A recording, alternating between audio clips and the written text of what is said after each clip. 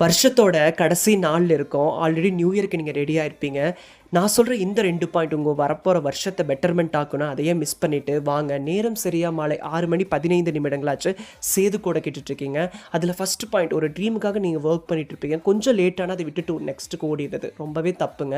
கான்ஸ்டன்ட்டா நீங்க வொர்க் பண்ணி பாருங்களேன். உங்களுக்கான டைம்ல கரெக்ட்டா உங்க கையிலேயே வந்துரும். Never give up. 2வது ஒரு அன்புக்காக ஏங்குறது. யாராச்சும் மிஸ் பண்ணிட்டோம்னு சொல்லி ஃபீல் பண்றது. அது எந்த உறவாக வேணா இருக்கலாங்க. ஒருவரை மறக்க இன்னொருவர் தேவைப்படும் இந்த உலகத்துல யார மறக்க நம்ம தேவைப்பட்டோமோ தெரியல. அன்புக்காக ஏங்கணும்னா ஏமாத்துறது ரொம்பவே சீக்கிரங்க. திட்டமெல்லாம் வேண்டாம். கொஞ்சம் அன்பு குடுத்தாவே போதும். வைரக்கல்லே இருந்தாலும் சேரும் இடம் கரெக்ட்டா இருந்தா தான் அது வைரம். இல்லாட்டி வெறும் கல்லு தான். அதனால நீங்க சூஸ் பண்ற இடம் ரொம்பவே முக்கியங்க.